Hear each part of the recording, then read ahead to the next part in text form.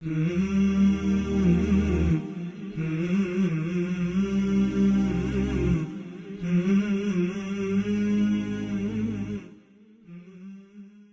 علیکم ورحمۃ اللہ وبرکاتہ۔ الحمدللہ والصلاۃ والسلام علی رسول اللہ، اما بعد فاعوذ باللہ السمیع العلیم من الشیطان الرجیم، بسم اللہ الرحمن الرحیم۔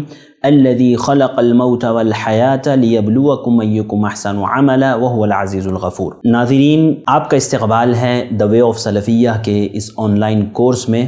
الحمدللہ ہم نے 4 دن مکمل کیے، آج کا ہمارا یہ 5واں دن ہے، اور ہم لوگ بات کر رہے ہیں عمل صحیح کی پہچان کے تعلق سے۔ ہم نے عمل صحیح کے پہلے ایپیسوڈ، یعنی ٹوٹل ہمارے 4تھے ایپیسوڈ میں ہم نے دیکھا کہ عمل صحیح کی جو پہلی شرط ہے وہ یہ کہ انسان کا عقیدہ صحیح ہو۔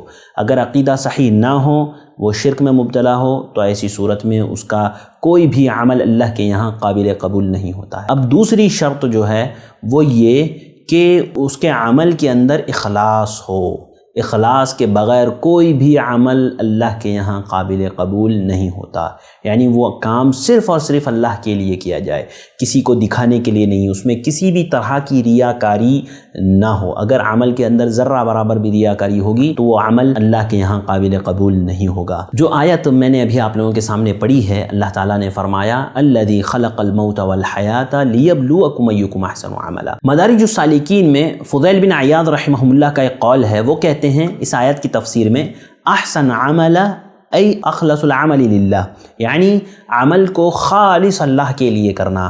جب فضیل بن عیاض رحمہ اللہ سے پوچھا گیا کہ اچھا عمل، انہوں نے کہا کہ عمل اس وقت تک قبول نہیں ہوتا جب تک کہ وہ عمل اچھا اور درست نہ ہو۔ ان سے پوچھا گیا کہ اچھا اور درست کیا ہے؟ انہوں نے کہا دیکھو، جب عمل اچھا ہو درست نہ ہو تب بھی قبول نہیں ہوگا، اگر عمل درست ہو اچھا نہ ہو تب بھی قبول نہیں ہوگا۔ اچھا کا مطلب یہ ہے کہ وہ عمل خالصتاً اللہ کے لیے کیا گیا ہو، اللہ کے علاوہ وہ عمل کسی کے لیے نہ کیا گیا ہو، اور درست کا مطلب یہ ہے کہ وہ اللہ کے نبی صلی اللہ علیہ وسلم کے طریقے کے مطابق ہو، جس پر انشاءاللہ آگے بات آئے گی۔ ہم لوگ بات کر رہے ہیں اخلاص کی، تو عمل میں اخلاص ہونا چاہیے۔ یاد رکھیے اخلاص ہمارے اعمال میں بہت ضروری ہے۔ امام احمد بن حنبل رحمہ اللہ کے تعلق سے آتا ہے کہ جب ان کا ایک کام بہت زیادہ مشہور ہو گیا تو ان کے بیٹے نے کہا کہ یہ آپ کے اخلاص کا نتیجہ ہے، آپ کے اخلاص کا نتیجہ ہے۔ تو امام احمد بن حنبل رحمہ اللہ نے کہا الاخلاص صعب ولکن ارجو اللہ، کہ اخلاص یہ بہت مشکل عمل ہے، کہ ہمارے اعمال کے اندر اخلاص آ جائے یہ بہت مشکل ہے، لیکن میں اللہ تعالیٰ سے امید کرتا ہوں۔ کیونکہ دیکھیے شہرت ہر انسان کے اندر موجود ہوتی ہے یقیناً، اور نہیں ہونا چاہیے، بالکل بھی نہیں ہونا چاہیے۔ اللہ تعالیٰ مجھے، آپ کو، ہم تمام کو اس سے محفوظ رکھے، آمین۔ امام احمد بن حنبل نے یہی کہا کہ ہر انسان چاہتا ہے اس کی شہرت ہو، ہاں لوگ اس کو جانیں، لوگ اس کو پہچانیں، لیکن یاد رکھیے یہ عذاب ہے، اس سے بچنا چاہیے شہرت سے۔ ہمارے یہاں لوگ خیر کا کام کرتے ہیں، ہلکا سا کچھ کر دیا، سیلفی اتاری، فٹک سے فیس بک پر شیئر کر دیا۔ کیا ہے یہ؟ کیا ضرورت ہے آپ کو شیئر کرنے کی؟ آپ نے اگر وہ عمل اللہ کے لیے کیا ہے تو آپ کو یاد رکھنا چاہیے کہ وہ عمل آپ کو چھپانا چاہیے۔ اگر آپ اس کو لوگوں کے سامنے ظاہر کرتے ہیں تو یقیناً اس میں کہیں نہ کہیں اخلاص میں کمی ہوتی ہے، اور یقیناً ہوتی ہے، اسی لیے انسان کو بچنا چاہیے۔ اب ہم جو آپ کے سامنے بیٹھے ہیں، مقصد یہ ہے کہ دینی تعلیمات آپ تک پہنچائے۔ آپ ہمیں دیکھیں نہ دیکھیں، اگر اس کو ویڈیو کے ذریعے جگہ آڈیو میں بھی کر دیا جائے تو کوئی حرج نہیں ہے، لیکن یہ ہے کہ انسان جب دیکھتا ہے اور سنتا ہے تو اس کو باتیں یاد رہ جاتی ہے، اس کو ذہن میں موجود ہوتی ہے، ازبر ہوتی ہے، اور پھر وہ عمل کرتا ہے۔ تو اخلاص مشکل ہے، لیکن انسان اختیار کر سکتا ہے، اللہ سے امید کر سکتا ہے کہ اللہ تعالیٰ اس کو اخلاص پر رکھے۔ دیکھیے اللہ تعالیٰ نے قرآن مجید میں کہا فَمَنْ كَانَ يَرْجُو لِقَاءَ رَبِّهِ فَلْيَعْمَلْ عَمَلًا صَالِحًا، کہ میں اور آپ اللہ رب العالمین کے اگر دیدار کی خواہش رکھتے ہیں، اللہ رب العالمین کو دیکھنا چاہتے ہیں، تو اللہ تعالیٰ نے قرآن مجید میں اس کے لیے شرط لگائی۔ یقیناً میں اور آپ اللہ رب العالمین کو دیکھیں گے۔ اللہ کے نبی صلی اللہ علیہ وسلم نے جب صحابہ کرام نے سامنے کہا کہ تم اپنے رب کو دیکھو گے، صحابہ کرام نے کہا اللہ کے نبی ہم کیسے اپنے رب کو دیکھ سکتے ہیں؟ اللہ کے نبی صلی اللہ علیہ وسلم نے فرمایا انکم سترون ربکم کما ترون القمر لیلۃ البدر لا تضامون فی رؤیتہ، کہ تم اپنے رب کو ویسے ہی دیکھو گے جیسے کہ 14ویں کے چاند کو دیکھتے ہو۔ کیا اس چاند کو دیکھنے میں کوئی تکلیف، کوئی پریشانی محسوس ہوتی ہے؟ ہرگز نہیں، کوئی تکلیف کوئی پریشانی محسوس نہیں ہوتی۔ اللہ کے نبی صلی اللہ علیہ وسلم نے کہا کہ ویسے ہی تم اپنے رب کو دیکھو گے۔ دیکھیں یہاں پر دو نقطے محدثین نے بیان کیے، ایک تو یہ کہ اللہ کے نبی صلی اللہ علیہ وسلم نے کہا کہ تم اپنے رب کو ایسے ہی دیکھو گے جیسے 14ویں کے چاند کو دیکھتے ہو۔ سب سے پہلی بات مجھے یہ بتائیے، 14ویں کے چاند کو دیکھنے میں کوئی تکلیف یا کوئی پریشانی محسوس ہوتی ہے کسی انسان کو؟ آپ اگر 14ویں کے چاند کو دیکھنا چاہے تو بالکل آسانی سے دیکھ سکتے ہو۔ اسی کے مقابلے میں آپ سورج لے لیجئے، انسان اس کو نہیں دیکھ سکتا۔ جب 14ویں کے چاند کو دیکھتا ہے تو آنکھوں کو ٹھنڈک ملتی ہے، اس کی آنکھوں کو کوئی تکلیف نہیں ہوتی۔ تو محدثین نے کہا کہ اللہ کے نبی صلی اللہ علیہ وسلم نے ایک تو اس بات کی طرف اشارہ کیا کہ انسان بڑی آسانی سے بڑے اچھے سے اپنے رب کو دیکھ پائے گا، اسے دیکھنے میں کوئی تکلیف، اس کی آنکھوں کو کوئی پریشانی محسوس نہیں ہوگی بلکہ ٹھنڈک محسوس ہوگی۔ اور دوسرا یہ کہ چاند ایک ایسی چیز ہے نا، ایسی مخلوق ہے کہ دنیا میں کسی بھی کونے میں انسان کھڑا ہو تو دیکھ سکتا ہے۔ مثال کے طور پر آپ دیکھتے ہوں گے آپ کے یہاں علاقوں میں نکڑ پہ یا چوراہوں پر کچھ لوگ کھیل لگاتے ہیں یا کوئی کرتب دکھاتے ہیں۔ اب لوگ اس کے اطراف دیکھنے کے لیے جمع ہو جاتے ہیں، اور جب زیادہ لوگ جمع ہو جائیں تو پھر پیچھے والے لوگوں کو وہ نظر نہیں آتا، اس کو اٹھ کر کے ایسا اچک اچک کے دیکھنا پڑتا ہے کیونکہ وہ نظر نہیں آتا۔ لیکن چاند اگر ایک میدان میں دنیا کے سارے لوگ جمع ہو جائے اور چاند کو دیکھنا چاہے تو مجھے بتاؤ کوئی تکلیف محسوس ہوگی؟ بالکل بھی نہیں ہوگی، بڑی آسانی سے وہ چاند کو دیکھ سکتے ہیں۔ تو اللہ کے نبی صلی اللہ علیہ وسلم نے اسی بات کی طرف اشارہ کیا، ایک تو دیکھنے میں کوئی تکلیف نہیں ہوگی اور سارے لوگ مل کر بیک وقت جو ہے آسانی سے اپنے رب کو دیکھ پائیں گے۔ تو یقیناً میں اور آپ اپنے رب کو دیکھ پائیں گے۔ اللہ تعالیٰ سے دعا کرتے ہیں اللہ تعالیٰ ہمیں ضرور اپنا دیدار نصیب فرما۔ جب اللہ رب العالمین جنتیوں کو جنت میں داخل کر دے گا اور ان کو جنت کی ساری نعمتیں دے دے گا تو اس کے بعد اللہ تعالیٰ سوال کرے گا کہ کیا ابھی کوئی نعمت باقی ہے؟ بندے کہیں گے اللہ تعالیٰ تو نے تو ساری نعمتیں دے دیا ہے، دنیا میں جتنی نعمتیں تھی یا جنت کے تعلق سے جو نعمتیں ہمیں پتہ تھی جو نہیں پتہ تھی وہ ساری کی ساری تو دے چکا، کیونکہ ہمارا ذہن محیط ہے۔ تو اللہ تعالیٰ سے ہم کہیں گے کہ اللہ تعالیٰ تو نے تو سب کچھ دے دیا، اب کچھ نہیں باقی ہے۔ اللہ رب العالمین کہے گا نہیں، ایک چیز باقی ہے جو دنیا اور آخرت کی سب سے بڑی نعمت ہے، وہ ہے اللہ رب العالمین کا دیدار۔ پھر اللہ تعالیٰ ہمیں اپنا دیدار کروائے گا۔ اللہ تعالیٰ سے دعا کرتے ہیں اللہ تعالیٰ مجھے آپ کو ہم تمام کو اپنا دیدار نصیب فرمائے۔ تو جو اتنی بڑی نعمت ہے دنیا و آخرت کی، اس کے لیے بھی جو شرط اللہ رب العالمین نے قرآن مجید میں لگائی ہے وہ اللہ تعالیٰ نے کہا فَمَنْ كَانَ يَرْجُو لِقَاءَ رَبِّهِ فَلْيَعْمَلْ عَمَلًا صَالِحًا۔ عملاً صالحہ سے مراد مفسرین کہتے ہیں ای وفق السنہ، یعنی اس کا عمل سنت کے مطابق ہو۔ عمل اس وقت ہی صحیح ہوگا جب وہ سنت کے مطابق ہوگا۔ اور آگے آپ نے فرمایا ولا یشرک بعبادت ربہ احدا، ایک تو اللہ کے ساتھ کسی کو شریک نہ کرے، دوسرا خالصتاً وہ اللہ کے لیے کرے، یعنی اس میں ریاکاری بھی نہ ہو۔ تو ریاکاری کا بھی نہ ہونا ضروری ہے عمل میں، اس وقت ہی یہ عمل اللہ رب العالمین کے ہاں میرا اور آپ کا قابل قبول ہوتا ہے۔ ورنہ اگر ہمارے عمل سے اخلاص نکل جائے، عمل میں اگر ریاکاری داخل ہو جائے تو وہ عمل ہمارا اللہ کے یہاں قابل قبول نہیں ہوگا۔ مجھے اور آپ کو اس سے بچنا چاہیے۔ آئیے ایک حدیث دیکھتے ہیں۔ اللہ کے نبی صلی اللہ علیہ وسلم نے فرمایا ثلاث لا یغل علیہن قلب مسلمین، کہ تین چیزیں ایسی ہیں کہ جس میں ایک مسلمان کا دل خیانت نہیں کرتا، یعنی اس میں آپ کا دل خیانت کر ہی نہیں سکتا۔ اگر آپ مسلمان ہیں، سچے پکے مسلمان ہیں، حقیقی مسلمان ہیں، تو ان تین چیزوں میں آپ کا دل خیانت نہیں کرے گا۔ سب سے پہلی چیز جو اللہ کے نبی صلی اللہ علیہ وسلم نے فرمایا وہ یہ اخلاص العمل للہ، کہ کسی بھی عمل کو خالصتاً اللہ کے لیے کرنا، یعنی اس میں ایک مومن کا دل کبھی غلطی نہیں کرتا، وہ اس عمل کو اللہ ہی کے لیے کرتا ہے، اللہ کے علاوہ وہ اس عمل کو کسی اور کے لیے کر ہی نہیں سکتا، اور نہ ہی وہ کرتا ہے، نہ اس کا دل چاہتا ہے، وہ صرف اور صرف اللہ رب العالمین کے لیے اخلاص کے ساتھ وہ عمل کرتا ہے۔ تو اللہ کے نبی صلی اللہ علیہ وسلم نے فرمایا کہ تین چیزیں ایسی ہے کہ جس میں مومن بندے کا دل کبھی خیانت نہیں کرتا۔ سب سے پہلا اخلاص العمل للہ، کسی بھی عمل کو خالصتاً اللہ کے لیے کرنے میں اس کا دل خیانت نہیں کرتا۔ دوسرا ومناصحۃ ولاۃ الامر، ولاۃ امر کو یعنی اولی الامر کو نصیحت کرنے کے معاملے میں ان کو نصیحت کرتا ہے تو ایمانداری سے اور امانت داری سے نصیحت کرتا ہے۔ اور تیسرا ولزوم جماعت المسلمین، اور مسلمانوں کی جماعت کو لازم پکڑنے میں، فإن دعوتهم تحیط من ورائهم، اس لیے کہ اللہ کے نبی صلی اللہ علیہ وسلم نے کہا کہ ان کی دعائیں انہیں گھیرے ہوئے ہوتی ہیں۔ تو یہ تین چیزیں ہیں جس میں اللہ ایک مسلمان کا دل کبھی خیانت نہیں کرتا۔ اس میں سب سے پہلی چیز اخلاص العمل للہ، کہ عمل میں اخلاص ہونا چاہیے، وہ عمل خالصتاً اللہ کے لیے کیا گیا ہوا عمل ہونا چاہیے، تو وہ عمل اللہ کے یہاں قابل قبول ہوتا ہے۔ اور جو عمل اخلاص سے نہ کیا گیا ہو، اللہ کے لیے نہ کیا گیا ہو، اس کا کوئی درجہ کوئی مقام اللہ کے نزدیک نہیں ہے، وہ اللہ رب العالمین وہ عمل ضائع و برباد ہے۔ اسی طرح یاد رکھیے یہ اخلاص عمل کی روح ہے۔ اخلاص عمل کی روح ہے. کان کھول کر کے سن لیجئے، اخلاص عمل کی روح ہے، اس کے بغیر عمل بیکار ہے. میں روح اس لیے کہہ رہا ہوں کیونکہ روح کا تعلق جسم سے بڑا گہرا تعلق ہوتا ہے. دیکھیے، جسم کا اگر کوئی عضو خراب ہو جائے لیکن روح انسان کے اندر موجود ہے تو وہ زندہ ہے، وہ زندہ ہے. لیکن اگر اس کے جسم سے روح نکل جائے تو اس کا جسم مردہ ہو جائے گا، اس کے جسم کی کوئی حقیقت نہیں ہوگی. اس کا چاہے اس کے جسم کے سارے اعضاء صحیح سلامت ہے لیکن جسم میں روح نہیں ہے تو مجھے بتائیے اس کے جسم کا کوئی فائدہ ہوگا؟ بالکل بھی نہیں، اس کے جسم کا کوئی فائدہ نہیں ہوگا، وہ مردہ ہوگا.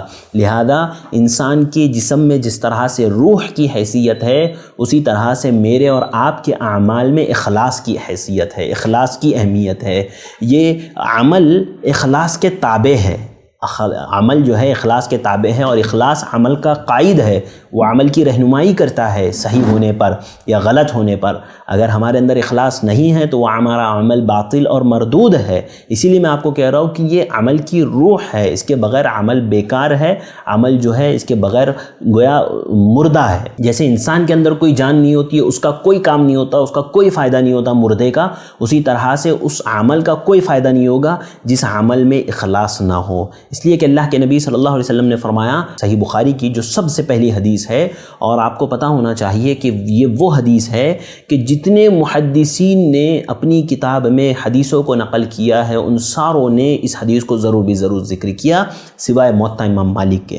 اس کے علاوہ موطا امام مالک کے علاوہ حدیث کی ہر کتاب میں یہ حدیث موجود ہے. وہ کون سی؟ جو صحیح بخاری کی سب سے پہلی حدیث ہے، انما الاعمال بالنیات وانما لکل امرئ ما نوی، کہ اعمال کا دار و مدار نیتوں پر ہے اور انسان جس چیز کی نیت کرے گا اس کو وہی ملے گا. فمن كانت هجرته الى الله ورسوله فهجرته الى الله ورسوله، کہ جس نے اللہ اور اس کے رسول کے لیے ہجرت کی تو اس کی ہجرت انہی کے لیے مانی جائے گی. فمن هجرته الى دنیا يصيبها او امرأة ينكحها فهجرته الى ما هاجر اليه، اگر کوئی دنیا کمانے کے لیے یا کسی عورت سے نکاح کرنے کے لیے ہجرت کرتا ہے تو اس کی یہ ہجرت اسی کے لیے مانی جائے گی. یہ حدیث بنیاد ہے عمل کی اہمیت کو بتانے میں، کہ عمل کی اہمیت وہ ہے کہ اگر انسان جس چیز کی نیت کرتا ہے اس کا وہی عمل اس کے لیے لکھا جاتا ہے اور اس کو وہی ملتا ہے. اگر اس نے ہجرت اللہ اور اس کے رسول کے لیے کی ہے تو اس کی ہجرت اللہ اور اس کے رسول کے لیے ہوگی، لیکن اگر ہجرت اس نے دنیا کمانے کے لیے کی ہے تو اس کی ہجرت دنیا کمانے کے لیے ہوگی. اور ناظرین یاد رکھیے، یہ اخلاص کے بغیر عمل بیکار ہے. اور اللہ رب العالمین نے قرآن مجید میں بے شمار جگہوں پر ہمیں حکم دیا ہے کہ ہم جب اللہ رب العالمین کی عبادت کریں تو اسی کے لیے دین کو خالص کرتے ہوئے. اللہ تعالیٰ نے کہا وَمَا أُمِرُوا إِلَّا لِيَعْبُدُوا اللَّهَ مُخْلِصِينَ لَهُ الدِّينَ، کہ اللہ تعالیٰ نے ہمیں اسی بات کا حکم دیا ہے کہ ہم اللہ کی عبادت کریں دین کو اسی کے لیے خالص کرتے ہوئے. ہاں، یعنی اللہ رب العالمین کے علاوہ کسی اور کے لیے عبادت نہ کی جائے، کسی اور کے لیے کسی اور کو پکارا نہ جائے، یا کسی کو دکھانے کے لیے اللہ کی عبادت نہ کی جائے. مثال کے طور پر آپ نماز پڑھ رہے ہیں، آپ قیام لمبا کر رہے ہیں اس لیے کہ آپ کے اطراف 4 لوگ بیٹھے ہوئے ہیں.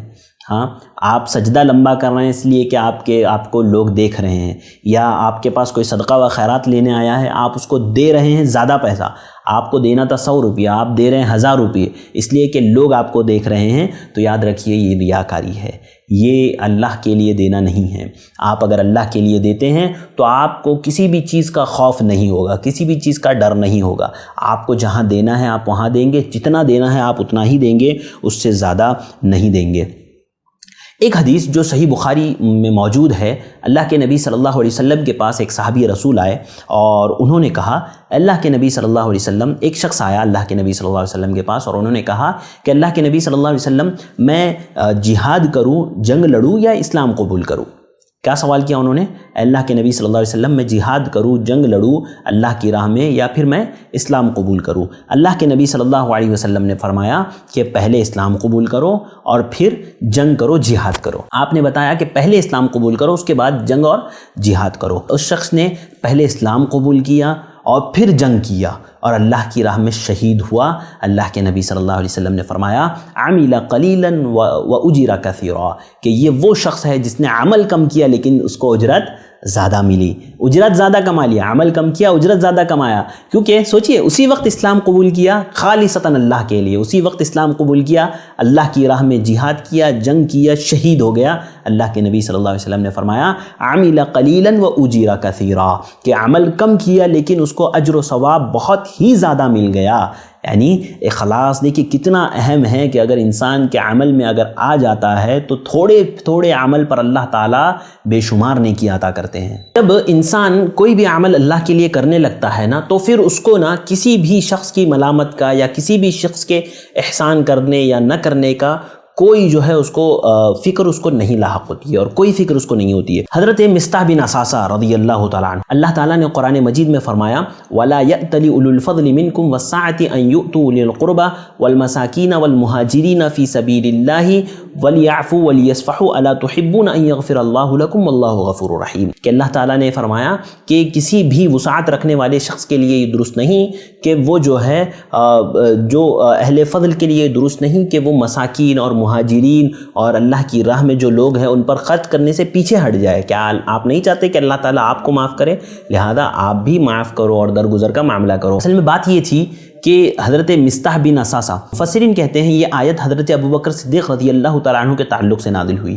اصل میں بات یہ تھی کہ مصطح بن اثاثہ رضی اللہ تعالیٰ عنہ یہ صحابی تھے، اور یہ حضرت ابو بکر کے خالہ زاد بھائی تھے، خلیرے بھائی تھے، خالہ زاد بھائی تھے، اور حضرت ابو بکر کی یہ جو ہے کفالت میں تھے، یعنی حضرت ابو بکر ان کو خرچہ پانی وغیرہ ساری چیزیں حضرت ابو بکر دیا کرتے تھے۔ تو حضرت مصطح بن اثاثہ رضی اللہ تعالیٰ عنہ ایک مرتبہ جب حضرت عائشہ رضی اللہ تعالیٰ عنہ پر تہمت لگی نعوذ باللہ زنا کی، تو اس تہمت میں یہ بھی شامل ہو گئے۔ یعنی وہ جو تہمت تھی جو حضرت عائشہ رضی اللہ تعالیٰ عنہ پر لگائی گئی تو اس میں 3 صحابہ کرام شامل ہوئے تھے، حضرت حسان بن ثابت، مصطح بن اثاثہ اور حمنہ بنت جحش۔ یہ 3 وہ صحابہ کرام تھے جو اس تہمت میں شامل ہو گئے تھے، اور اس تہمت میں یعنی جب ایک لہر چلتی ہے نا تو بہت سارے لوگ ہاں میں ہاں ملانے لگتے ہیں کہ آپ دیکھو 4 لوگ اگر کسی بات پر متفق ہو جائے تو 5واں کوئی نہ کوئی ہو جاتا ہے کہ ہاں بھائی یہ بات صحیح ہے کیونکہ 4 لوگ بول رہے ہیں۔ تو اس طرح سے وہ جو ایک ہوا چلی تھی اس میں صحابہ کرام بھی شامل ہو گئے تھے، تو یہ 3 صحابہ کرام اس میں شامل ہو گئے تھے جس میں حضرت مصطح بن اثاثہ بھی تھے۔ انہوں نے بھی کہہ دیا تھا کہ ہاں یہ معاملہ ہوا ہے، لیکن جب اللہ تعالیٰ نے برات نازل کی حضرت عائشہ رضی اللہ تعالیٰ عنہ کی تو حضرت ابو بکر کو بہت غصہ آیا کہ میرا یہ بھتیجا جو میرا خالہ زاد بھائی ہے، یہ جو میرا خالہ زاد بھائی ہے اس کی میں حالانکہ میں کفالت کر رہا ہوں، ساری چیزیں میں اس کو دے رہا ہوں، اس کے باوجود اس نے میری بیٹی پر تہمت لگایا۔ حضرت ابو بکر نے کہا کہ اب آج کے بعد میں مصطح بن اثاثہ پر کوئی خرچ نہیں کروں گا۔ اس پر اللہ رب العالمین نے یہ آیت نازل فرمائی وَلَا يَأْتَلِ أُولُو الْفَضْلِ مِنْكُمْ وَالسَّعَةِ أَنْ يُؤْتُوا أُولِي الْقُرْبَى، کہ جن لوگوں کو اللہ تعالیٰ نے وسعت دے رکھی ہے انہیں پیچھے نہیں ہٹنا چاہیے کہ وہ مساکین، فقراء، مہاجرین اور اسی طرح اللہ کی راہ میں جو لوگ کام کر رہے ہیں ان پر خرچ کریں، اس سے پیچھے نہیں ہٹنا چاہیے۔ میں اسی لیے کہہ رہا ہوں کہ جو آدمی اگر اخلاص سے کوئی عمل کرتا ہے نا تو وہ کسی کی بھی کوئی پرواہ نہیں کرتا، کسی کی مخالفت کی یا کسی کے خلاف بولنے پر کوئی پرواہ نہیں کرتا۔ عام طور پر ہمارے یہاں دیکھا یہ جاتا ہے کہ لوگ کسی کو صدقہ و خیرات کا مال دے رہے ہوتے ہیں، کنٹینیو دے رہے ہوتے ہیں، آپ نے 1 سال دیا، 2 سال دیا، اور پھر جب آپ دیکھتے ہیں تیسرے سال میں کوئی ایسا معاملہ ہو گیا کہ وہ شخص آپ کے مخالف آ گیا، یعنی آپ کے مخالف آ گیا یا آپ کے بیٹوں کی یا آپ کے کسی رشتہ دار کے مخالف آ گیا، تو آپ یہ سوچتے ہو کہ اب آج کے بعد اس پر خرچہ نہیں کروں گا۔ اگر آپ نے ایسا سوچا تو آپ سمجھ لیجئے یہ علامت ہے اس بات کی کہ آپ کے اندر اخلاص نہیں ہے، آپ کے وہ عمل میں اخلاص نہیں تھا۔ اگر اخلاص ہوتا تو آپ کو اس کے رویے سے، اس کے معاملہ سے کوئی فرق نہیں پڑتا تھا۔ جیسے کہ حضرت ابو بکر رضی اللہ تعالیٰ عنہ نے مصطح بن اثاثہ رضی اللہ تعالیٰ عنہ کا بند کیا، لیکن جب اللہ تعالیٰ نے کہا کہ نہیں چالو کرو تو اللہ حضرت ابو بکر صدیق رضی اللہ تعالیٰ عنہ نے دوبارہ ان کو چالو کیا، اور اللہ تعالیٰ نے کہا کہ کیا تم نہیں چاہتے وَلْيَعْفُوا وَلْيَصْفَحُوا أَلَا تُحِبُّونَ أَن يَغْفِرَ اللَّهُ لَكُمْ، تم معاف کرو، درگزر کرو، کیا تم نہیں چاہتے اللہ تعالیٰ تمہیں معاف کرے؟ یقیناً انسان چاہتا ہے، لہذا اللہ تعالیٰ نے اس بات کا حکم دیا کہ تم بھی معاف کرو۔ حضرت ابو بکر نے معاف کر دیا اور دوبارہ حضرت مصطح بن اثاثہ رضی اللہ تعالیٰ عنہ کی کفالت شروع کر دی۔ تو ناظرین یہ بات بہت اہم ہے کہ انسان جب اخلاص سے کوئی عمل کرتا ہے تو وہ کسی بھی ملامت کرنے والے کی ملامت کو نہیں سنتا اور اس سے اس کو کوئی فرق نہیں پڑتا۔ اسی طرح جب انسان کسی پر کوئی احسان کرتا ہے نا، یا کوئی عمل اللہ کے لیے کرتا ہے، تو پھر وہ کسی سے شکر گزاری کا یا کسی سے جو ہے دعا کا طلبگار نہیں ہوتا ہے۔ عام طور پر ہمارے یہاں دیکھا یہ جاتا ہے کہ جب کبھی ہم کسی کو پیسہ دیتے ہیں، چاہے غریب ہو، مسکین ہو، فقیر ہو، ہم اس کو پیسہ دیتے ہیں، وہ پیسہ لے لیتا ہے، تو لوگ کہتے ہیں بھائی دعا کر دیجیے گا۔ علماء کہتے ہیں اس سے بھی بچنا چاہیے۔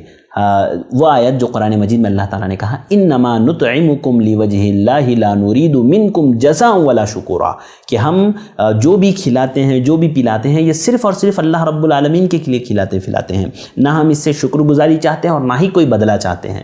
تو شیخ الاسلام امام ابن تیمیہ اس کی آیت کی تفسیر میں کہتے ہیں من طلب من الفقراء الدعاء او الثناء فقد خرج من هذه الآیہ، کہ اگر کسی انسان نے اپنے کسی احسان کے بدلے میں کسی فقیر سے دعا طلب کی، من طلب من الفقراء الدعاء او الثناء فقد خرج من هذه الآیہ، کہ اگر کسی نے دعا چاہی یا ثنا چاہی، تعریف چاہی کسی کے اوپر کوئی احسان کر کے، یا اس سے جو ہے دعا چاہی، اس سے کہا کہ ہمارے لیے دعا کر دیجیے گا، تو وہ اس آیت سے نکل جائے گا، یعنی وہ اللہ کے لیے کھلانے پلانے والا نہیں ہوگا۔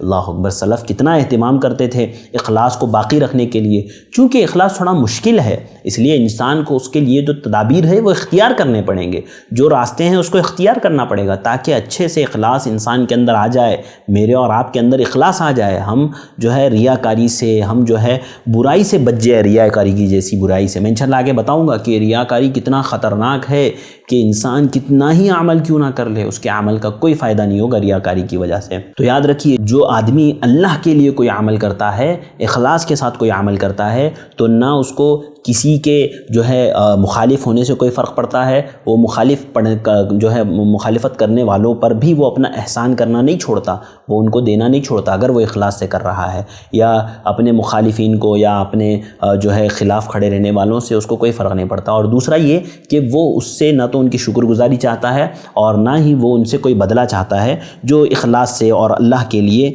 کسی بھی عمل کو انجام دیتا ہے۔ اور خود اللہ تعالیٰ نے بھی تو ہمیں کہا نا قل ان صلاتی و نسکی و محیای و مماتی للہ رب العالمین، کہ ہماری نمازیں، ہمارا روزہ، ہمارا جینا، ہمارا مرنا، یہ ساری کی ساری چیزیں صرف اور صرف اللہ رب العالمین کے لیے ہونی چاہیے، اللہ کے علاوہ کسی اور کے لیے یہ ساری چیزیں نہیں ہونی چاہیے۔ تو ناظرین یاد رکھیے، نیک عمل کی شروط میں سے جہاں پر ہم نے کہا کہ جو صحیح عقیدہ ہے وہ پہلی ایک شرط ہے، تو اسی طرح سے ایک شرط اخلاص بھی ہے۔ اگر کسی عمل میں اخلاص نہ ہو تو وہ عمل اللہ کے یہاں قابل قبول نہیں ہوتا ہے، وہ عمل مردود ہوتا ہے۔ امام مالک رحمہ اللہ کے بارے میں دیکھیے، سلف میں آپ کو کتنے اقوال پیش کر رہا ہوں اس وجہ سے کہ سلف میں اس کا بہت معمول رہا ہے۔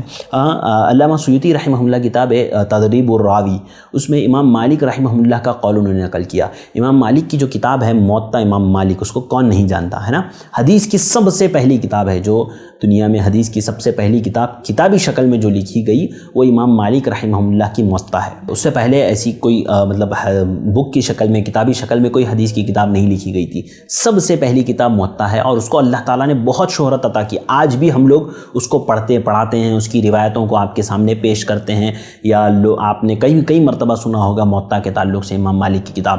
تو موطا کی جب شہرت ہو گئی تو امام مالک سے لوگوں نے سوال کیا، جب امام مالک موطا لکھ رہے تھا، جب امام مالک موطا لکھ رہے تھے تو اس وقت بعض لوگوں نے امام مالک سے کہا کہ مالک آپ تو موطا لکھ رہے ہو، آپ کے علاوہ بھی بہت سارے اور لوگ ہیں جو موطا لکھ رہے ہیں۔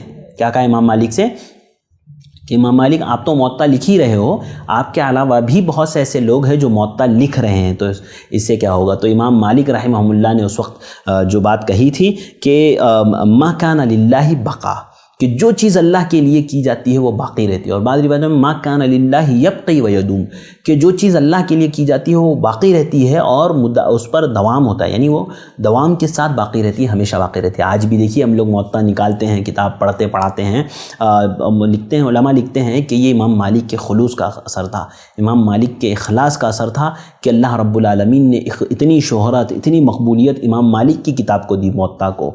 تو مجھے بھی اور آپ کو بھی چاہیے کہ ہم سمجھیں سمجھیں یہ اخلاص بہت ضروری ہے، اور اگر اخلاص کے ساتھ اگر ہم کوئی عمل کرتے ہیں نا تو اللہ تعالیٰ اس عمل کو دوام بخشتا ہے، ہمیشگی دیتا ہے اس عمل کو، وہ عمل ہمیشہ کے لیے ہمارے اللہ کے یہاں ہمارے لیے محفوظ ہو جاتا ہے۔ اسی طرح میں آپ کو ایک اور واقعہ بتاتا ہوں سلف کا، درء تعارض العقل والنقل، یہ شیخ الاسلام ابن تیمیہ رحمہ اللہ کی بڑی شاندار کتاب ہے، مایہ ناز کتاب ہے درء تعارض العقل والنقل۔ اس میں امام شیخ الاسلام ابن تیمیہ رحمہ اللہ نے ابو حامد الغزالی کا ایک واقعہ ذکر کیا ہے، ان کا ایک واقعہ نقل کیا۔ کہتے ہیں ابو حامد الغزالی کو پتہ چلا کہ اگر کوئی عمل انسان خالصتاً اللہ کے لیے 40 دن کرتا ہے، کتنے 40 دن اگر کوئی عمل خالصتاً اللہ کے لیے کرتا ہے تو حکمت جس کو کہتے ہیں نا، حکمت اللہ تعالیٰ اس کی دل سے نکال کر کے اس کی زبان پر لا لیتا ہے۔ حکمت ہم کہتے ہیں نا بات کرو تو حکمت سے کرو، اللہ تعالیٰ نے کہا نا ادعو الی سبیل ربک بالحکمہ، وہ والا حکمت یعنی لوگوں کو بلاؤ اللہ کی طرف حکمت کے ساتھ، تو وہ جو حکمت ہے نا وہ حکمت جو ہے جو انسان کے دل سے نکل کر کے زبان پر آ جاتی ہے۔ ابو حامد الغزالی نے یہ سنا کہ 40 دن تک اگر کوئی عمل اللہ کے لیے کیا جاتا ہے تو حکمت دل سے نکل کر کے زبان پر آ جاتی ہے، لہذا انہوں نے خالصتاً اللہ کے لیے عمل کرنا شروع کر دیا۔ ابو حامد غزالی کہتے ہیں 40 دن تک انہوں نے عمل خالصتاً اللہ کے لیے کیا، لیکن جب 40 دن کے بعد انہوں نے دیکھا کہ زبان پہ تو کوئی حکمت نہیں آئی، پہلے جیسی تھی آج بھی ویسے ہی ہے، تو وہ اس زمانے کے ایک عارف باللہ تھے، ان کے پاس گئے اور ان سے پوچھا کہ بھئی ایسا معاملہ ہے تو کیا بات ہے؟ تو انہوں نے بتایا کہ دیکھو ابو حامد الغزالی، تم نے جو عمل کیا ہے وہ اللہ کے لیے نہیں کیا، تم نے حکمت کے لیے کیا ہے۔ بظاہر تو دکھ رہا ہے کہ اللہ کے لیے کیا ہے، لیکن وہ اصل میں کیا تھا تم نے حکمت کے لیے، اسی لیے تمہیں وہ چیز حاصل نہیں ہوئی جس کے تم متلاشی تھے۔ تو یہ دیکھیے دکھ رہا ہے، ایسا لگ رہا ہے کہ یہ اخلاص سے ہو رہا ہے، لیکن اصل میں ہے کیا؟ ریاکاری۔ اس کو کہتے ہیں نا اخلاص کی ریاکاری۔ بعض لوگوں میں ہوتا ہے کہ وہ دکھاتے ہیں ایسے ہیں جیسے اخلاص سے عمل کر رہے ہیں، لیکن اصل میں اس میں ہوتا ہے ریاکاری۔ تو اخلاص کی ہم اس کو ریاکاری کہہ سکتے ہیں۔ تو انہوں نے کہا کہ یہ تم نے جو ہے صرف حکمت کے لیے کیا تھا، اسی لیے وہ چیز تمہارے اندر نہیں آئی، یہ خالصتاً اللہ کے لیے کیا ہوا عمل نہیں ہے۔ اللہ اکبر۔ سوچئے کہ کتنا سلف میں اس کا اہتمام تھا کہ ہر چیز میں بس اللہ کی رضا شامل ہو، وہ عمل خالصتاً اللہ کے لیے کیا گیا ہو، اللہ کے علاوہ کسی کو دکھانے کے لیے یا کسی سے جو ہے کسی کو راضی کرنے کے لیے نہ کیا گیا ہو۔ میں آپ کو بتاؤں، یاد رکھیے عمل اگر آدمی اخلاص سے کرے نا تو اس کے چھوٹے عمل کی اللہ کے یہاں بہت بڑی قدر و منزلت ہے۔ انسان کے چھوٹے سے عمل کی اللہ کے یہاں بہت بڑی قدر و منزلت ہے۔ آپ کو پتہ ہوگا وہ روایت جو صحیح بخاری میں موجود ہے، اللہ کے نبی صلی اللہ علیہ وسلم نے فرمایا کہ اللہ تعالیٰ کل قیامت کے دن ایک موٹے انسان کو، موٹے تازے انسان کو لائے گا اور اس کو ترازو کے ایک پلڑے میں قائم کرے گا۔ کل قیامت کے دن جب میزان قائم ہوگا نا، انسان کے اعمال کو اللہ تعالیٰ تولے گا، گنے گا نہیں۔ یاد رکھیے یہ بہت بڑی بات ہے کہ ہمارا مجھ پر اور آپ پر اللہ رب العالمین کا بہت بڑا احسان ہے کہ اللہ تعالیٰ ہمارے اعمال کو تولے گا، گنے گا نہیں، زیادہ ہے یا کم ہے نہیں، قلت یا کثرت مراد نہیں ہے، عمل کو تولا جائے گا کہ کون سا عمل کتنا وزنی ہے۔ انسان کے میزان میں 3 چیزوں کو اللہ تعالیٰ تولے گا، ایک تو خود انسان کو تولا جائے گا، دوسرا اس کے اعمال کو تولا جائے گا، تیسرا اس کے اعمال کے اجر کو تولا جائے گا۔ یہ تینوں باتیں آپ یاد رکھیں، نوٹ کر لیں۔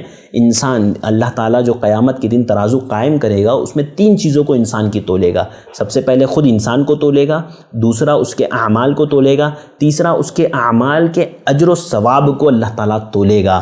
لہذا اللہ کے نبی صلی اللہ علیہ وسلم نے فرمایا کہ ایک موٹا کھٹا، اچھا موٹا ہٹا کھٹا شخص آئے گا جو کافی موٹا ہوگا، اس کو ترازو میں رکھا جائے گا، لیکن اس کا جو ہے ترازو اس کا وہ جو ہے ہلکا ہو جائے گا، ترازو میں وہ ہلکا ہو جائے گا۔ کیونکہ اس کا وہ عمل اللہ کے یہاں اخلاص پر مبنی نہیں ہوگا، وہ اخلاص پر مبنی نہیں ہوگا، لہذا کتنا ہی موٹا آدمی کیوں نہ ہو، وہ اللہ کے یہاں ترازو میں جو ہے اس کا کوئی وزن نہ ہوگا، کوئی اس کی حیثیت نہ ہوگی۔ اسی کے مقابلے میں ایک اور حدیث دیکھیے، حضرت عبداللہ ابن مسعود رضی اللہ تعالیٰ عنہ، یہ جو ہے بہت دبلے پتلے تھے، آپ کو پتہ ہونا چاہیے حضرت عبداللہ ابن مسعود بہت دبلے پتلے تھے۔ ایک مرتبہ یہ درخت پر چڑھے ہوئے تھے مسواک توڑنے کے لیے، تو تیز تند ہوا نے آپ کے پیروں کو لڑکھڑا دیا، حضرت عبداللہ بن مسعود کے پیر لڑکھڑا گئے۔ نیچے صحابہ اکرام کھڑے ہو کر کے ہنس رہے تھے۔ اللہ کے نبی صلی اللہ علیہ وسلم نے پوچھا، اے میرے صحابہ کیوں ہنس رہے ہو؟ کہا اللہ کے نبی صلی اللہ علیہ وسلم عبداللہ بن مسعود کی پنڈلیوں کو دیکھو کتنی پتلی پتلی ہے، عبداللہ بن مسعود کی پنڈلیاں دیکھو کتنی پتلی پتلی۔ اللہ کے نبی صلی اللہ علیہ وسلم، اللہ کے نبی صلی اللہ علیہ وسلم نے فرمایا کہ اللہ کی قسم کل یہ پنڈلیاں کل قیامت کے دن جو میزان قائم کیا جائے گا اس میں احد پہاڑ سے بھی زیادہ وزنی ہوگی۔ اللہ پر کتنی بڑی بات ہے کہ ایک طرف موٹا ہٹا کھٹا آدمی جو ہے اللہ کے یہاں قابل قبول نہیں ہے، اس کا کوئی وزن نہیں ہے، اور یہاں حضرت ابو عبداللہ ابن مسعود رضی اللہ تعالیٰ عنہ کی پتلی پتلی پنڈلیاں جس کو جو ہوا کے جھونکے سے ہل جائے، صحابہ جس کو دیکھ کر کے ہنس رہے تھے، اللہ کے نبی صلی اللہ علیہ وسلم نے کہا احد پہاڑ سے زیادہ وزنی ہوگی۔ محدثین کہتے ہیں یہ انسان کی اخلاص کی بنیاد پر ہوگا، جتنا عمل میں اخلاص ہوگا عمل اتنا ہی زیادہ وزنی ہوگا، اتنا عمل اللہ کے یہاں قابل قبول ہوگا، اتنی عمل کی قدر و منزلت ہوگی، اور جتنا اخلاص میں کمی ہوگی اتنا ہی عمل اللہ کے یہاں ہلکا ہوگا، اس کا کوئی جو ہے اس کی کوئی حیثیت اللہ رب العالمین کے یہاں نہیں ہوگی۔ اسی لیے اللہ کے نبی صلی اللہ علیہ وسلم نے بھی فرمایا نا کئی جگہوں پر اتقوا النار ولو بشق تمر، تم اپنے آپ کو جہنم کی آگ سے بچاؤ، چاہے ایک کھجور ہی کی بنیاد پر کیوں نہ ہو، کھجور کے ایک ٹکڑے کی ہی بنیاد پر کیوں نہ ہو، آپ ضرور جو ہے اپنے آپ کو جہنم کی آگ سے بچاؤ۔ یعنی انسان اگر آدھا کھجور بھی اگر کسی کو صدقہ کرتا ہے لیکن اس کے اندر اخلاص ہے، اور اگر کوئی ہزاروں کلو کھجور صدقہ کرتا ہے لیکن اس میں ریاکاری ہے، تو وہ آدھا کھجور ان ہزاروں کلو پر بھاری ہوگا۔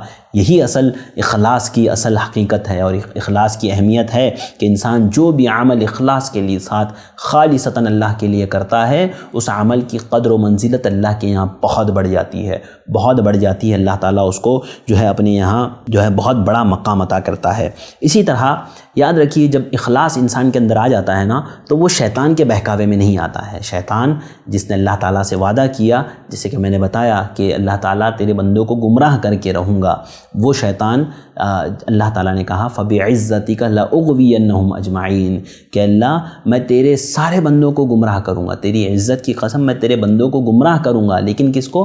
إِلَّا عِبَادَكَ مِنْهُمُ الْمُخْلَصِينَ، لیکن اس میں جو مخلص لوگ ہوں گے ان پر میرا زور نہیں چل پائے گا۔ اللہ اکبر۔ میں اور آپ اگر مخلص بن جائے تو شیطان کے بہکاوے سے بھی محفوظ ہو جائیں گے، شیطان بھی نہیں بہکا پائے گا، شیطان ہم سے دور بھاگے گا۔ اخلاص کی بنیاد پر خود شیطان اقرار کر رہا ہے فَبِعِزَّتِكَ لَأُغْوِيَنَّهُمْ أَجْمَعِينَ إِلَّا عِبَادَكَ مِنْهُمُ الْمُخْلَصِينَ کہ اللہ تعالیٰ تیری عزت کی قسم میں تیرے بندوں کو بہکاؤں گا سوائے ان لوگوں کے جو تیرے مخلص بندے ہوں گے، جو خالصتاً اخلاص کے ساتھ عمل انجام دیں گے، ایسے لوگوں کو میں نہیں بہکاؤں گا، ورنہ میں سارے لوگوں کو بہکاؤں گا۔ تو اگر آپ اس شیطان کے فریب سے بچنا چاہتے ہیں، میں اور آپ شیطان کے شرور سے بچنا چاہتے ہیں، میں اور آپ، تو مجھے اور آپ کو چاہیے کہ ہم خالصتاً عمل اللہ کے لیے کریں، اخلاص کے ساتھ کریں، اخلاص کی اہمیت کو سمجھیں، کتنی اہمیت اخلاص کی ہے۔ اگر عمل کے اندر اخلاص ہے تو وہ عمل اللہ کے یہاں قابل قبول ہے، مقبول ہے، اس کی حیثیت ہے، اس کا وزن ہے، لیکن اگر اخلاص ختم ہو جائے تو اس عمل کی اللہ کے یہاں کوئی قدر و قیمت نہیں، اس کا کوئی وزن نہیں، وہ عمل اللہ کے یہاں مردود ہے۔ عزیز بھائیوں بہنوں ناظرین، میں آپ کو ایک بات بتاؤں، حضرت ابو ذر رضی اللہ تعالیٰ عنہ کے تعلق سے میں آپ کو ایک چیز بتاتا ہوں کہ دیکھیے کیسا ان لوگوں کے اندر اخلاص تھا، کیسی تڑپ تھی اخلاص کے لیے۔ ایک مرتبہ حضرت ابو ذر کا غلام، یہ جو ہے اخلاص کے پیکر ہم کہہ سکتے ہیں، حضرت ابو ذر کو اخلاص کا پیکر کہہ سکتے ہیں کہ کتنا ان کے اندر اخلاص تھا، اللہ کے لیے عمل کرنے کا جذبہ تھا۔ حضرت ابو ذر کہتے ہیں، حضرت ابو ذر کا ایک بار واقعہ یہ ہوا کہ ان کے غلام نے بکری کو خوب مارا، ان کے بکری کو خوب مارا، اور پھر جب حضرت ابو ذر رضی اللہ تعالیٰ عنہ کو پتہ چلا تو انہوں نے غلام کو بلوایا اور پوچھا کہ تو نے ایسا کیوں کیا، کیوں تو نے بکری کو مارا؟ تو اس نے کہا کہ آپ تو بہت اللہ والے بنتے ہیں نا، لہذا میں چاہتا تھا کہ آپ کو غصہ دلاؤں اور آپ مجھے مارے۔ کیا کہا؟ کہ میں چاہتا تھا کہ میں آپ کو غصہ دلاؤں اور آپ مجھے مارے۔ حضرت ابو ذر نے کہا کہ اچھا، یعنی تو جس کے لیے کام کر رہا ہے آج میں اسے رسوا کروں گا، جا میں نے تجھے آزاد کر دیا۔ اللہ اکبر۔ دیکھیے اخلاص، یعنی اللہ تعالیٰ یہ اخلاص میرے آپ کے اندر بھی پیدا کرے، آمین۔ حضرت ابو ذر کہتے ہیں کہ وہ شخص جو غلام تھا ان کا، اس نے ان کی بکری کو اس کے لیے مارا تاکہ حضرت ابو ذر کو غصہ آئے اور وہ اسے مارے، لیکن حضرت ابو ذر نے کہا کہ نہیں، میں رسوا کروں گا جس کے لیے تو نے کام کیا، یعنی شیطان کے لیے، اور انہوں نے جو ہے کہا کہ میں تجھے آزاد کرتا ہوں۔ جب انہوں نے آزاد کر دیا تو شیطان ظاہر سی بات ہے رسوا ہوا، اللہ تعالیٰ خوش ہوتا ہے غلاموں کو آزاد کرنے پر، لہذا اللہ تعالیٰ کی اخلاص کے لیے، اللہ تعالیٰ کے لیے خالصتاً انہوں نے غلام کو آزاد کر دیا۔ ہمارے جیسا کوئی ہوتا تو بہت مارتا توڑتا ہے نا، کس طرح سے جو ہے کیا کیا عمل ہم لوگ نہ کرتے۔ لہذا یاد رکھیے اخلاص یہ بہت ضروری ہے میرے اور آپ کے اعمال میں، اس سے اللہ تعالیٰ خوش ہوتا ہے اور شیطان رسوا اور ذلیل ہوتا ہے، اور شیطان کے بہکاوے سے بھی انسان، میں اور آپ محفوظ رہتے ہیں۔ اسی طرح دنیاوی فوائد میں بھی بہت سارے فوائد یاد رکھیے اخلاص کے. اخلاص کو اختیار کرنے سے انسان کی زندگی بہتر ہو جاتی ہے.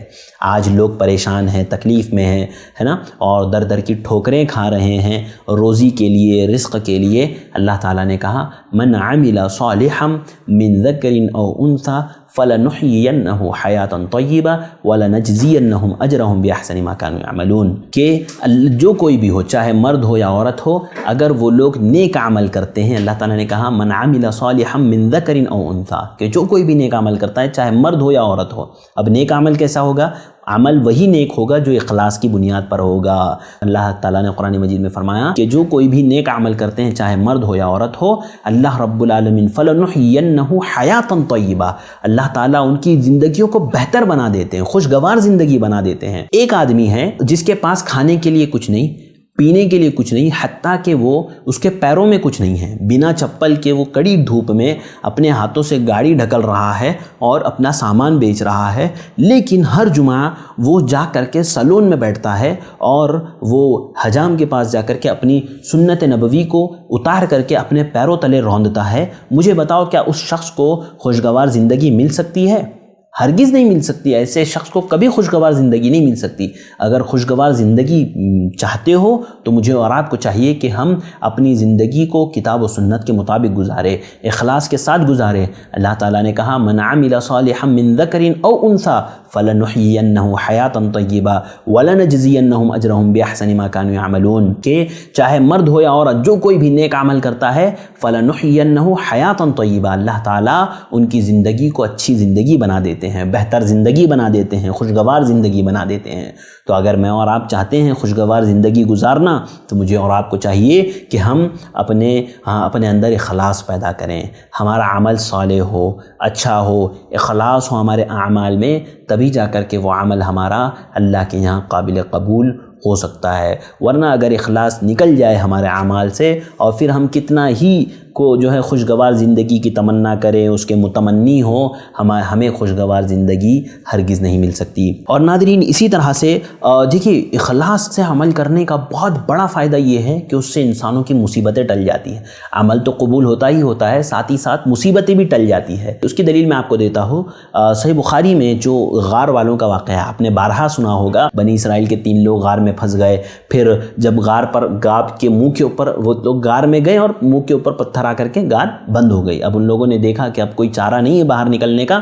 انہوں نے کہا کہ نہیں، اب کچھ نہیں ہو سکتا سوائے اللہ کے، ہمیں یہاں سے کوئی نہیں نکال سکتا. لہذا ان تینوں نے اپنے نیک اعمال کا وسیلہ دے کر کے اللہ تعالیٰ سے کہا، اور اس میں ایک جو چیز ان لوگوں نے کہی نا کہ اللہ اگر یہ عمل ہم نے خالصتاً تیرے لیے کیا ہے. تینوں نے اپنے ایک عمل کا اللہ تعالیٰ کو وسیلہ دیا. اللہ تعالیٰ سے کہا کہ اللہ تعالیٰ اگر ہم نے خالصتاً یہ عمل تیرے لیے کیا ہے تو اللہ تعالیٰ تو ہمیں اس سے نجات دے دے. لہذا جب پہلے والے نے دعا کیا تو پتھر تھوڑا ہٹا، پھر دوسرے والے کی دعا سے تھوڑا، اور پھر تیسرے والے کی دعا سے پتھر تھوڑا ہٹ گیا اور وہ لوگ باہر نکل گئے. یعنی اتنی بڑی مصیبت کہ جس سے انسانی قدرت میں ہی نہیں ہے باہر نکلنا، وہ جو ہے غیبی قدرت ہی سے ہو سکتا ہے، اللہ تعالیٰ ہی کی جانب سے ہو سکتا ہے. ایسی مصیبت سے اللہ تعالیٰ نے ان تینوں کو نجات دی. کس بنیاد پر؟ اخلاص کی بنیاد پر. ان لوگوں نے کہا تھا کہ اللہ تعالیٰ یہ عمل اگر ہم نے خالصتاً تیرے لیے کیا ہے تو اللہ تو قبول فرما اور مجھے جو ہے اس مصیبت سے نجات دے دے. تو نیک عمل یعنی خالصتاً عمل کرنا یہ انسان کے لیے مصیبتوں سے نجات کا بھی ذریعہ ہے. تو مجھے اور آپ کو چاہیے کہ ہم اس سے فائدہ اٹھائیں اور ہر عمل خالصتاً اللہ تعالیٰ کے لیے کریں. اور یاد رکھیے اخلاص سے عمل کرنے کا ایک فائدہ یہ بھی ہے کہ آخرت میں اللہ کے نبی صلی اللہ علیہ وسلم کی شفاعت نصیب ہوگی. یاد کیجئے وہ حدیث جس میں حضرت ابو ہریرہ رضی اللہ تعالیٰ عنہ نے اللہ کے نبی صلی اللہ علیہ وسلم سے سوال کیا، من اسعد الناس بشفاعتک یا رسول اللہ. اللہ کے نبی صلی اللہ علیہ وسلم آپ کی شفاعت کا کل قیامت کے دن کون جو ہے سعادت مند ہے جو آپ کی شفاعت کا مستحق ہے؟ اللہ کے نبی صلی اللہ علیہ وسلم نے فرمایا، اے ابو ہریرہ مجھے امید تھی تم ہی اس بارے میں سوال کرو گے، اس لیے کہ میں نے تمہارے اندر جو ہے حرص، حدیث کو حاصل کرنے کی حرص دیکھی ہے. پھر آپ نے فرمایا اسعد الناس بشفاعتی من قال لا الہ الا اللہ خالصا من قلبی، کہ میری شفاعت کا قیامت کے دن حقدار وہ ہوگا جس نے خالص دل سے لا الہ الا اللہ کا اقرار کیا ہو، اخلاص کے ساتھ اس کو پڑھا ہو اور اخلاص کے ساتھ اس کو مانا ہو، ایسے شخص میری شفاعت کا حقدار ہوگا۔ تو اگر میں اور آپ چاہتے ہیں اللہ کے نبی صلی اللہ علیہ وسلم کی شفاعت حاصل کرنا، اللہ کے نبی کی شفاعت اگر ہمیں بھی چاہیے تو مجھے اور آپ کو چاہیے کہ ہم اپنا عمل اخلاص کے ساتھ کریں، خالصتاً کوئی بھی عمل کریں خالصتاً اللہ کے لیے کریں، ورنہ یاد رکھیے ہمارا کوئی عمل بھی اللہ کے یہاں قابل قبول نہیں ہوگا اور ہمارے عمل کی کوئی حیثیت اللہ رب العالمین کے نزدیک نہیں ہوگی۔ اخلاص پیدا کرنے کے لیے ہمیں کوئی بہت بڑا پہاڑ نہیں توڑنا ہے۔ دیکھیے سب سے پہلی چیز ہمیں یہ یاد رکھنا ہے کہ ریاکاری کے نقصانات کیا ہے، ہمیں یہ دیکھنے ہیں۔ اللہ تعالیٰ نے کہا وَقَدِمْنَا إِلَى مَا عَمِلُوا مِنْ عَمَلٍ فَجَعَلْنَاهُ هَبَاءً مَنْثُورًا۔ اللہ تعالیٰ نے کہا کہ جو لوگ اخلاص سے عمل نہیں کرتے ہیں، جن کے اندر ریاکاری ہوتی ہے، اللہ تعالیٰ ان کے سارے اعمال کو ذرہ بنا کر کے ہوا میں اڑا دیں گے۔ وَقَدِمْنَا إِلَى مَا عَمِلُوا مِنْ عَمَلٍ فَجَعَلْنَاهُ هَبَاءً مَنْثُورًا۔ اللہ تعالیٰ نے کہا کہ ان کے سارے اعمال کو اللہ تعالیٰ ریت کے ذرات کی طرح ہوا میں اڑا دیں گے۔ تو سب سے پہلے ہمیں یہ یاد رکھنا ہے کہ ہمارا کوئی بھی عمل اللہ کے یہاں قابل قبول نہیں ہوگا اگر ہمارے عمل میں اخلاص نہیں ہے، تو ہمارے سارے اعمال ضائع و برباد ہو جائیں گے۔ اور یہ بھی یاد رکھیے کہ جو ریاکاری کے لیے جو لوگ اعمال انجام دیتے تھے نا، کل قیامت کے دن جب وہ بدلہ لینے جائیں گے، اللہ کے نبی صلی اللہ علیہ وسلم نے فرمایا اذا جزی الناس باعمالہم، جب لوگوں کو ان کے اعمال کا بدلہ دیا جا رہا ہوگا اور یہ لوگ ریاکار لوگ جن کے اندر اخلاص نہیں تھا، جن کے اندر خلوص نہیں تھا، جب یہ اللہ کے پاس جائیں گے تو اللہ کہے گا اذهبوا الى الذين كنتم تراؤون هل تجدون عندهم جزاء۔ اللہ تعالیٰ ان لوگوں کو بھیجے گا ان لوگوں کے پاس، جاؤ جن کو دکھانے کے لیے تم عمل کیا کرتے تھے، جو ریاکاری سے تم عمل کیا کرتے تھے، جا کر کے دیکھو کیا ان کے پاس تمہارے لیے کوئی بدلہ ہے، کوئی بدلہ ہے، جا کر کے دیکھو۔ اللہ تعالیٰ ان لوگوں کو بھگا دے گا اپنے پاس سے۔ لہذا مجھے اور آپ کو چاہیے کہ ہم یہ سمجھیں کہ ریاکاری بہت بری چیز ہے، یہ چھوڑ دیجئے۔ آپ نے کسی کو روپیہ دیا تو آپ نے فوٹو کھینچ کر فیس بک پہ ڈال دیا، آپ نے کسی کی کوئی مدد کی تو آپ نے فیس بک پر ڈال دیا، آپ نے سیلاب زدہ لوگوں کی مدد کی تو آپ نے فیس بک پر ڈال دیا اٹھا کر کے۔ یہ سارے کام آپ چھوڑ دیجئے، ہرگز ایسا نہ کریں۔ یاد رکھیے یہ ریاکاری کا سب سے بڑا ذریعہ ہے۔ ریاکاری کا سب سے بڑا ذریعہ ہے کہ انسان اپنے کاموں کو کرنے کے بعد اور اس کو فیس بک پر ڈال دے اور پھر دیکھتا رہے کتنے لائک ملے، کتنے کمنٹس آئے، کتنے شیئر ہوئے، کیا ہوا کیا نہیں ہوا، یہ ساری چیزیں غور کرتے بیٹھیں، یہ یقیناً اخلاص کے منافی ہے۔ یہ جو ہے ریاکاری کے ضمن میں آتا ہے، ریاکاری کے زمرے میں آتا ہے۔ الا ماشاء اللہ، ہم یہ نہیں کہتے کہ سب فیس بک پر کرنے والے ایسے ہی ہے، لیکن یہ ایک ذریعہ ہے، ریاکاری پیدا کرنے کا انسان کے اندر یہ ایک بہت بڑا ذریعہ ہے۔ لہذا مجھے اور آپ کو اس سے بچنا چاہیے اور ریاکاری کے جو ہے اثرات جو ہے، اس کے خطرات جو ہے، اس پر نظر رکھنی چاہیے اور اس سے دور رہنے کی کوشش کرنی چاہیے۔ اسی طرح سے مجھے اور آپ کو چاہیے کہ ہم ہر عمل میں اپنی اللہ کی رضامندی کو شامل حال رکھیں، یعنی ہمیں یہ احساس رہنا چاہیے کہ میرے ہر عمل سے بس میری خواہش یہ ہے کہ اللہ راضی ہو جائے، دنیا والے ناراض ہو مجھے کوئی فرق نہیں پڑتا، مجھے جو اصل راضی کرنا ہے وہ اللہ کو راضی کرنا ہے، دنیا کو راضی نہیں کرنا۔ اللہ تعالیٰ نے کہا نا لا طاعت لمخلوق فی معصیت الخالق، کہ لوگوں کی اطاعت میں یعنی اللہ کی نافرمانی میں لوگوں کی اطاعت نہیں کی جائے گی۔ آپ کوئی عمل اس لیے کرو کہ لوگ خوش ہو جائیں گے، یہ خوش ہو جائیں گے، وہ خوش ہو جائیں گے، نہیں، آپ کو مجھے اور آپ کو کرنا ہے اللہ کے لیے کرنا ہے۔ یاد رکھیے وہ 3 لوگ جن کو کل قیامت کے دن جن کے ذریعے سے اللہ تعالیٰ جہنم کی آگ سلگائے گا، بھڑکائے گا، اس میں سب سے پہلا کون ہوگا؟ عالم، قاری قرآن ہوگا، جو اسٹیجوں پر کھڑے ہو کر کے زور زور سے قراتیں پڑھنے والا ہوگا، مساجد میں قراتیں سنانے والے ہوں گے۔ یہ قاری قرآن ہوگا۔ اللہ تعالیٰ اس سے کہے گا کہ میں نے تجھے ہنر دیا تھا، تو نے کیا کیا؟ تجھے قرات کا موقع دیا تھا، قاری قرآن تجھے بنایا تھا، تو نے کیا کیا؟ وہ کہے گا اللہ تعالیٰ میں نے تیرے دین کی خدمت کی، میں نے اسٹیجوں پر کیمروں کے سامنے کھڑے ہو کر کے قراتیں کی ہے۔ اللہ تعالیٰ کہے گا نہیں، یہ تو نے کیا دنیا کے لیے کیا، تو نے اس لیے کیا کہ لوگ تجھے قاری کہیں، بڑا قاری کہیں، بڑا عالم کہیں، لے تجھے کہا گیا، اب یہاں تیرا کوئی بدلہ نہیں، اسے منہ کے بل گھسیٹتے ہوئے جہنم میں پھینک دیا جائے گا۔ اسی طرح ایک مالدار کو لایا جائے گا، سخی، بہت زیادہ مال خرچ کرنے والا اللہ کی راہ میں، اللہ کہے گا مال دیا تھا، کیا کیا؟ کہے گا اللہ میں نے تیری راہ میں خرچ کیا، لوگوں میں بانٹا، لٹایا، یہاں سے وہاں تک لٹایا، وہاں سے وہاں تک لٹایا، اللہ رب العالمین خالص تیری خاطر۔ اللہ تعالیٰ کہے گا نہیں، تو جھوٹا ہے، تو نے اس لیے خرچ کیا اس لیے تاکہ لوگ تجھے سخی کہیں، لوگ تجھے مالدار کہیں، تو نے لوگوں کو دکھانے کے لیے خرچ کیا، یہاں تیرا کوئی حصہ نہیں، اسے بھی منہ کے بل گھسیٹتے ہوئے جہنم میں پھینک دیا جائے گا۔ مجاہد جو اللہ کی راہ میں جنگ کرنے والا، اللہ کی راہ میں قتل ہوا شخص مجاہد آئے گا، اللہ تعالیٰ پوچھے گا کیا کیا؟ کہے گا اللہ تعالیٰ میں نے جہاد کیا تیرے دین کے لیے، تجھے راضی کرنے کے لیے۔ اللہ تعالیٰ کہے گا نہیں، تو جھوٹا ہے، تو نے جہاد اس لیے کیا تاکہ لوگ تجھے مجاہد کہے، وہ دنیا میں تجھے کہہ دیا گیا۔ تو نے جہاد اسی لیے کیا تاکہ لوگ تجھے جو ہے بڑا مجاہد کہے اور اللہ کی راہ میں لڑنے والا کہے، بہادر کہے، لہذا تجھے دنیا میں کہہ دیا گیا، اب یہاں پر تیرا کوئی بدلہ نہیں، لہذا اسے بھی گھسیٹ کر کے منہ کے بل جہنم میں پھینک دیا جائے گا۔ تو یاد رکھیے تینوں کا انجام کیا ہوگا۔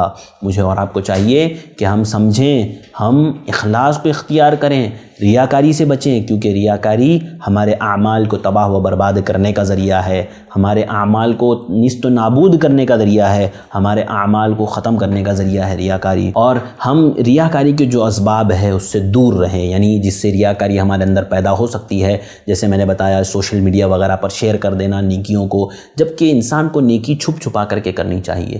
جب انسان چھپ چھپا کر کے نیکیاں کرتا ہے نا تو اس کا ایک اثر الگ انسان کے اندر رہتا ہے، وہ اخلاص کی بنیاد پر ہوتا ہے، اس کے اندر اخلاص موجود رہتا ہے، اور جو ہے وہ لوگوں کے سامنے لانے کی وجہ سے اس کے اندر سے اخلاص ختم ہوتا چلا جاتا ہے۔ اسی طرح سے موت کو یاد کریں اور اخلاص کو حاصل کرنے کے جو ذرائع ہیں اس کو اختیار کریں، اور جو ہے اپنے اندر اخلاص کے فوائد، اخلاص کی جو اچھائیاں ہیں اس کو یاد کر کے اپنے اعمال کی اصلاح کریں۔ تو ناظرین یاد رکھیے میرے بھائیوں اور بہنوں، یاد رکھیے کہ اخلاص بہت ضروری ہے۔ اگر عمل میں سے اخلاص نکل گیا تو وہ عمل اللہ کے یہاں قابل قبول نہیں ہوگا، ذرہ برابر بھی اس عمل کی حیثیت اللہ کے یہاں نہیں ہوگی، وہ اللہ کے یہاں ذرہ برابر بھی وہ عمل مقبول نہیں ہوگا۔ اسی لیے مجھے اور آپ کو چاہیے کہ ہم اخلاص کو اختیار کریں، ہم جو ہے ریاکاری سے دور رہیں، ریاکاری سے بچیں، اس لیے کہ ریاکاری کا بدلہ اللہ تعالیٰ دنیا میں ہی دے دیتا ہے اور آخرت میں ان لوگوں کا کوئی بدلہ نہیں ہے۔ اللہ تعالیٰ نے قرآن مجید میں بے شمار جگہوں پر کہا وَمَا لَهُ فِي الْآخِرَةِ مِنْ خَلَاقٍ، ایسے لوگ جو دنیا میں ہی جو ہے دنیا میں ہی شہرت چاہتے ہیں، لوگوں کو دکھانا چاہتے ہیں، ریاکاری چاہتے ہیں، اللہ تعالیٰ انہیں دنیا میں ہی دے دیتے ہیں۔ وَمَا لَهُ فِي الْآخِرَةِ مِنْ خَلَاقٍ، پھر آخرت میں ان کا کوئی حصہ نہیں ہوتا۔ تو مجھے اور آپ کو چاہیے کہ ہم ریاکاری سے بچتے ہوئے اخلاص کو اختیار کریں، جو باتیں ہم نے کہی ہیں اس کو سمجھیں، ان کو یاد کریں، ان پر عمل کریں اور اخلاص کو اختیار کریں۔ اخلاص کو فوائد کو اپنے ذہن میں رکھتے ہوئے، ریاکاری کے نقصانات کو اپنے ذہن میں رکھتے ہوئے ریاکاری سے بچیں اور اخلاص کو اختیار کریں، کیونکہ یہ عمل کے قبول ہونے کی ایک شرط ہے۔ تو ناظرین یہ تھا ہمارا 5واں درس اور 5واں کورس آن لائن، جو ہم نے سیکھا کہ ہمارے عمل کی شروط میں سے ایک شرط یہ ہے کہ جو ہے اخلاص کو اختیار کیا جائے۔ پہلی شرط ہم نے دیکھی عقیدہ صحیح ہونا چاہیے، اور آج کے دوسرے درس میں ہم نے دیکھا کہ انسان کے اندر اخلاص ہونا چاہیے۔ اب انشاءاللہ ایک اور درس ہمارا آن لائن کورس کا بچا ہے، وہ انشاءاللہ کل ہم لوگ اٹینڈ کریں گے۔ آپ سے میں گزارش کروں گا، ماشاءاللہ آپ لوگ جڑے ہیں، اللہ تعالیٰ میری آپ کی کوششوں کو قبول کریں، اللہ تعالیٰ دا وے آف سلفیہ والوں کو بھی اللہ تعالیٰ ان کے بھی اعمال کو قبول کرے، ان کی ان کوششوں کو قبول کریں، اور اللہ تعالیٰ ہمیں اسی طرح سے جڑ کر کے بیٹھے رہنے کی اور ایک دوسرے سے سیکھتے سکھاتے رہنے کی توفیق عطا فرمائے۔ آپ لوگوں سے میں گزارش کروں گا کہ آپ مکمل یہ کورس اٹینڈ کریں، انشاءاللہ آپ کے لیے ضرور فائدہ مند رہے گا، اور کل کا ہمارا آخری درس ہے تو آپ ضرور اس میں بھی حاضر ہو انشاءاللہ۔ اللہ تعالیٰ مجھے اور آپ کو عمل کی توفیق دے، اللہ تعالیٰ ہمارے اندر اخلاص پیدا کرے، ہمارے عمل کو اللہ تعالیٰ قبولیت کے سارے شرائط پر کھڑے اترنے کی توفیق عطا فرمائے، اور ہمیں ویسا ہی عمل کرنے کی توفیق عطا فرما جیسے اعمال اللہ کے یہاں قابل قبول ہوتے ہیں۔ اللہ تعالیٰ تو ہمارے اندر اخلاص پیدا فرما، ریاکاری سے ہمیں بچا، آمین۔ مجھے دیجیے اجازت، انشاءاللہ پھر کل ملاقات ہوگی اسی وقت اسی جگہ پر۔ السلام علیکم ورحمۃ اللہ وبرکاتہ۔